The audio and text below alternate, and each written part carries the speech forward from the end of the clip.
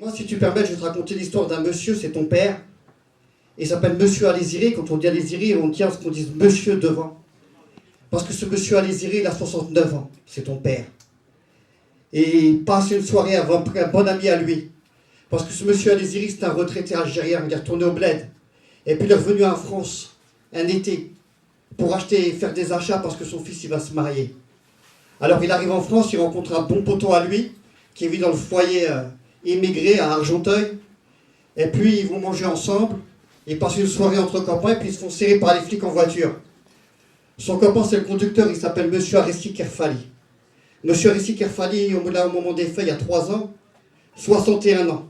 Il est handicapé à 60%. Ils vont se faire tous les deux éjecter de la voiture.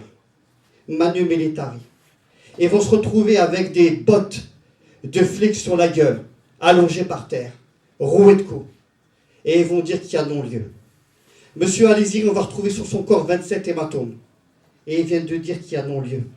Ce monsieur Alésiré, il y aura une expertise médicale qui va avoir lieu pour lui. L'expert médical va expliquer très clairement qu'il a été étouffé, qu'il est mort suite à une suffocation, à une technique d'immobilisation. Et ils vont dire qu'il y a non-lieu.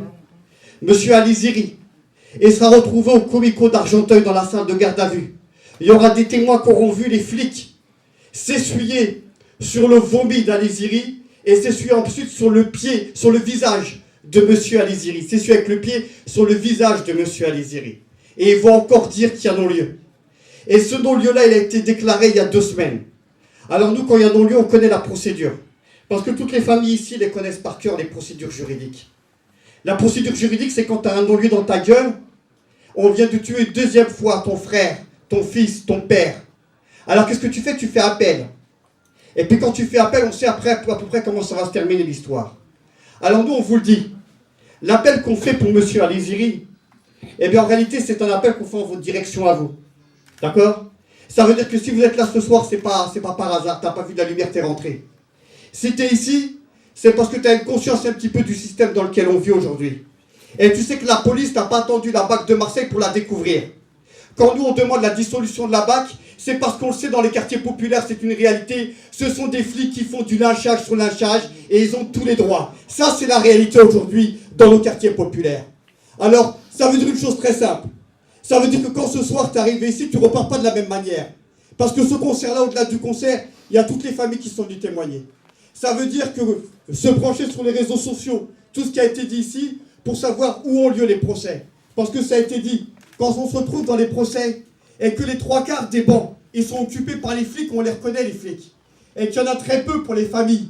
Parce qu'y compris, on ne laisse même pas de place pour les familles. Parce qu'on met par exemple, je vous le dis, mais c'est pas qu'une anecdote, les journalistes, on les met sur les bancs des familles. Ce qui fait que bien souvent, il y a des familles qui restent dehors, qui ne peuvent pas rentrer, assister au procès pour soutenir celles et ceux qui ont été victimes et qui aujourd'hui sont niés jusqu'à leur visibilité. On refuse d'exister. D'ailleurs, c'est pour ça qu'ils mettent non-lieu, parce qu'on n'a pas d'existence, parce qu'on n'existe pas, parce qu'on ne veut pas nous voir. Ou alors c'est uniquement dans les mêmes choses, quand tu regardes ton TF1, etc., ton 20h, avec la même caricature, des quartiers populaires, des banlieues, etc., etc.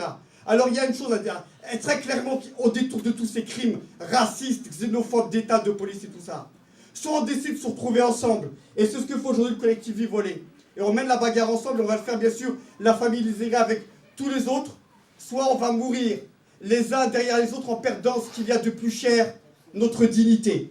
Parce que bien sûr, ils ne seront jamais condamnés, mais on voudrait juste un retour de dignité, juste qu'on soit reconnu, que les familles soient reconnues comme des victimes de ce système-là.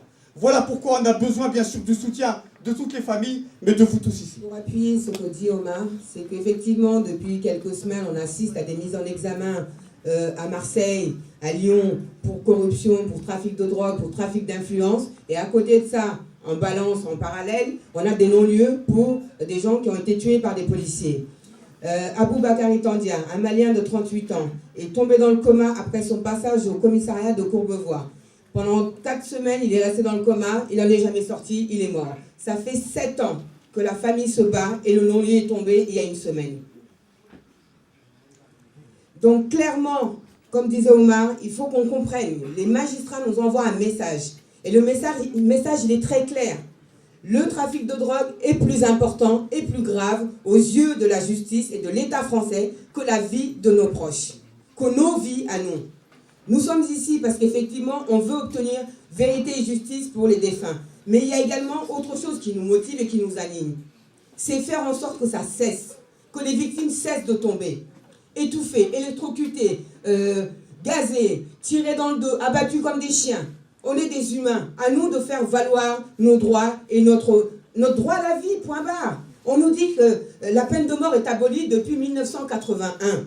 Depuis 1981, il y a une quinzaine de morts chaque année.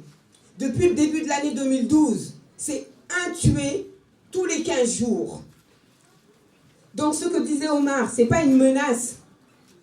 C'est pour vous dire la réalité. Aujourd'hui, c'est nous. On essaie d'éviter que demain, ça soit vous. C'est pour ça qu'on essaie de retrouver toutes les familles qui ont été victimes de ces crimes impunis par la justice. Il s'agit clairement d'un déni de justice de l'État français. À nous de nous protéger nous-mêmes et de protéger ceux qu'on aime, y compris nos enfants.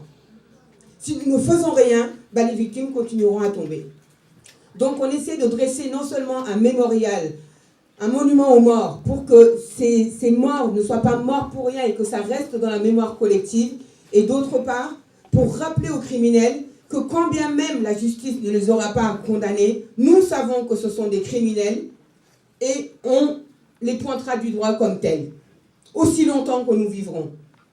Nous avons besoin, ce collectif a besoin, non seulement d'argent, ça c'est une chose, mais également d'avocats, de personnes pour faire passer le message, parce que nous sommes boycottés par les médias, les grands médias, qui viennent nous filmer quand on fait des manifestations pour les commémorations, mais qui ne diffusent pas l'information en nous expliquant que leur direction a bloqué le sujet. Pourquoi? Parce que ça concerne la police. Donc ça veut dire quoi? Que la peine de mort est abolie officiellement, mais officieusement, il y a un permis de tuer qui est délivré à chaque non-lieu qui est prononcé pour un crime policier. C'est clair et net. Donc effectivement, on est en droit de ne pas attendre... Comment je peux dire ça d'ailleurs? Force est de constater que la justice française, à l'heure actuelle, que ce soit gauche-droite, ne rend pas justice quand il y a crime policier. Mais nous, si nous ne faisons pas valoir notre vie, notre droit à la vie, si nous ne faisons rien, si nous ne manifestons pas, si nous ne nous indignons pas, si nous ne dénonçons pas ces crimes, nous nous faisons complices.